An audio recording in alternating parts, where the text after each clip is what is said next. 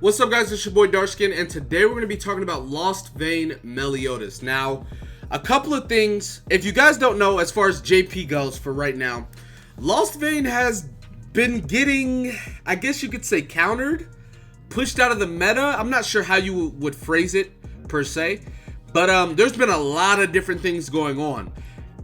And another thing about it is, with Global, we've been over the course of how long Global's been out, a lot of things have been done differently. And what I mean by that is, on JP, you know, Valenti came out, nobody really did anything with Valenti. You know, it wasn't that big of a deal. Valenti came out on Global, and she completely shut down PvP for like 2 weeks straight. Like 2 or 3 weeks, completely shut down PvP. Among other characters, there's just so many different teams or units that have been used on Global that JP never even, like, they didn't, like, even mention it, you know what I'm saying? So with Global being how it is, a lot of the units that you would think might be able to counter Meliodas didn't on JP, but that may not be the case on Global. So I want to talk about a couple of the characters that are some of the, you know, characters I'm talking about that might make LOSTVAYNE MELIODAS not near as good as a lot of people assume him to be. Now, it's just more of a, is he worth it? Or is he worth all the hype type of thing? So, anyways, if you guys don't know what LOSTVAYNE MELIODAS does, very briefly, red unit, obviously, 240, 300, 500% on his cards. He fills ult gauge by 1 and then by 2. Same card as Green Escanor. His second card, 130, 195, 325 charge damage, ignores defense, AoE. Then his ultimate, inflicts secret technique damage equal to 300% of attack to all enemies. Damage inflicted will be effective against all attributes. So he will have type advantage against everyone on his ult. Also, secret technique gives him 20% increased damage per card, you know, Meliodas card in hand. Granted, that does scale with dupes, so, you know, at 6/6 it'll be 60% per card. So he's gonna be doing a lot of dumb damage. Keep in mind, he has 70% crit chance base and 170% crit damage base. He going on to his passive, increases skill ranks of hero if the hero receives critical damage. So if he gets hit with a crit, all his cards rank up in hand. Keep in mind, he has 0 crit resistance. So yeah. And oh, excuse me. So yeah, that's LOSTVAYNE MELIODAS. He is a Grand Festival unit, so he's an exclusive unit to that banner, a limited unit. You can't just get him on any banner or tickets or anything like that. Only on Grand Festival banners. So there is that. Now, the unit that came out with him, which a lot of people didn't use on JP. When this unit came out, a lot of people did not use him. I don't know why, but they didn't. They overlooked him for months, and then they finally, some random dude was like, hey, this guy's a good unit. It's Green Fraudrin. His passive, enemy heroes who have lower combat class than Fraudrin will not gain ultimate move gauge for 2 turns. No one was using this character. He completely counters ult rush / LOSTVAYNE MELIODAS. Literally,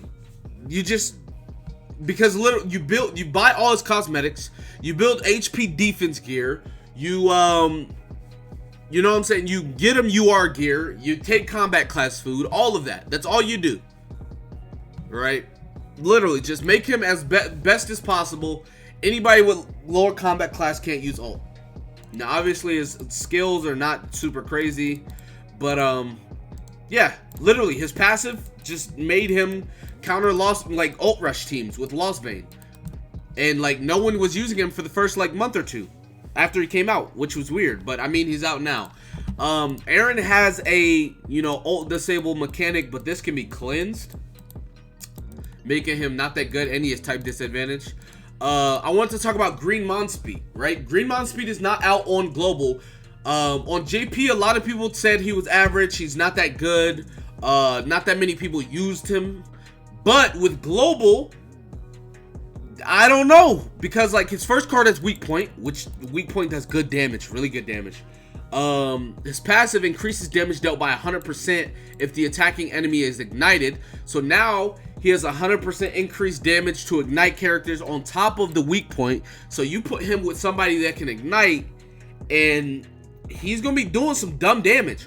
On top of his second card literally deletes cards, right? It will delete the character's card, and it will deplete an ultimate move gauge.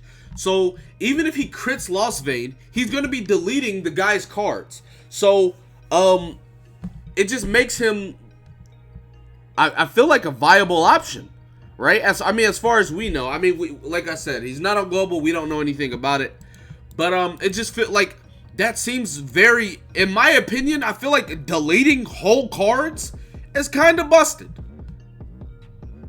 I don't know. Maybe it's just me, but it's like, if I see go through rank up King, and King gets a level 3 card, and I delete that card, bro, it's just like, I don't know. It's that type of thing, I feel like. Anyways, his commandment. Allies and enemies will not gain ultimate move gauge from using skills. So now, LOSTVAYNE also can't gain ultimate move gauge from using his cards. Granted, he can't. He gets this passive, right? Fills ult gauge by 1 or 2. But using the card, he will not get ultimate gauge. So it's like, how does Monspeed not do something to LOSTVAYNE? I don't know. I mean, we'll have to see once it comes out on global. Like I said, he was not used that much. I mean, he was used on JP a little bit, but he was. A lot of people put him very average. A lot of people said he was not that good, right? So I don't know. We'll have to see. Moving on, Blueeldris. Blueeldris was supposedly made to counter LOSTVAYNE simply because he's a blue unit and he crits and he does dumb damage and he can debatably one-shot people. Now, he came out and a lot of people talk about, oh, Zeldris doesn't crit, which he has 60% crit chance base. Well, shout out to Sekapoko. Sekapoko made a team for Zeldris in which Zeldris was like critting non-stop all the time. It was completely dumb. Now, this team didn't come out till global was already out, and I feel like a lot of like teams weren't made until global came out. So with Zeldris, once he reaches, gets on global, I'm interested to see a lot of the different teams that a lot of people will make with them. So I mean, maybe he will counter LOSTVAYNE. Maybe he just one taps him, because Zeldris increases crit chance whenever he moves a card, or when he when the hero's ultimate gauge is depleted. Yeah, whenever a card goes down, right? But what his passive, his commandment is removes debuffs from allies enemies that move skills and depletes ult gauge. So basically, if he moves a card, he'll deplete his ult gauge. So basically, his crit chance will go up. Now, granted, if someone takes away his ult gauge, they will also give him crit damage. So if you take away his ult gauge, you're giving him free crit damage. And then he has double crit damage on his card. And then he has the same exact skills as Red Levi. But I don't know. I feel like Zeldris would be a really good unit too. He just one tap LOSTVAYNE or two tap him. This Zeldris right here depletes ult gauge, which seems pretty nice. This disables recovery skills, which is the same exact thing that Arthur has. So now, not only is this the red Zeldris taking away ult gauge from ult rush, he's also stopping King from healing or cleansing. So like, I don't know, man. It just seems like it. Now, we can move on to like Anniversary Droll, which once an enemy gets max ult gauge, he disables ult moves for 2 turns. Granted, this can be cleansed, but that goes back to this Zeldris increases basic stats of all allies by 6% for every ally and enemy possessing a commandment. You can take away ult gauge, you can stop the cleansing, and then with Droll, you literally can make them not be able to use ult. So it's like, you could easily throw them two on a team, which a lot of people have. If you look at this Deanne, she can disable ultimate move as well. And this card makes you only able to use rank 1 cards. So it's like that's another one. Moving on to this Elizabeth. This Elizabeth stops Meliodas from using secret technique. This is charge. This is the fill, right? So she stops him from using the fill, the charge, and secret technique as long as she has her shield on, if he doesn't break the shield. So like, there's just so many characters. Even Easton, right? If you guys have not heard about Easton, you've been living under a rock. Shout out to Nagato. He's been making videos over her like every single day. She literally has a card that at rank 1 stops the recovery skills, so King can't cleanse, Rank 2 stops recovery skills, stops ultimate gauge from filling. So ult rush can't ult rush, and this is 2 turns.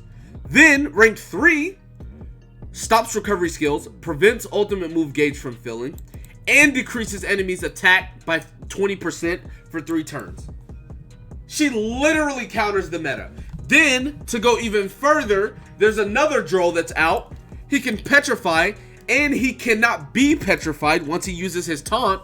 So, like, there's so many units that, like, stop or slow down or counter or whatever you want to call it, LOSTVAYNE and or his best team. So it's like, is LOSTVAYNE still going to live up to the hype?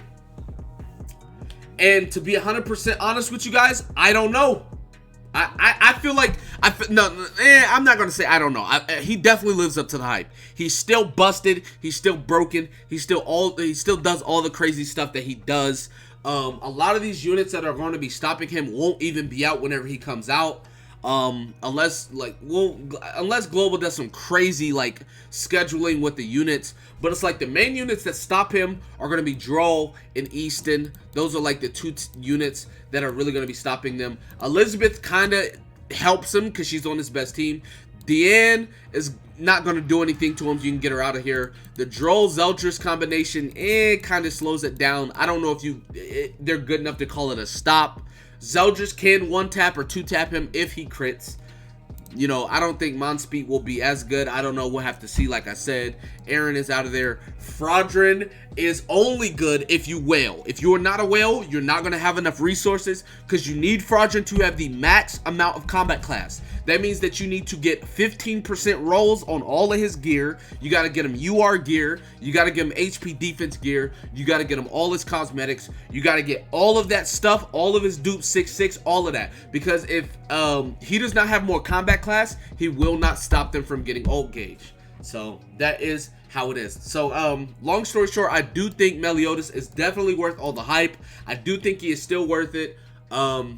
So yeah, anyways, that's going to be it for this video. Be sure to give it a like, subscribe to the channel if you're new. Comment down below. Tell me what you guys did in the comment section below. With that being said, I will see you guys next time. Peace.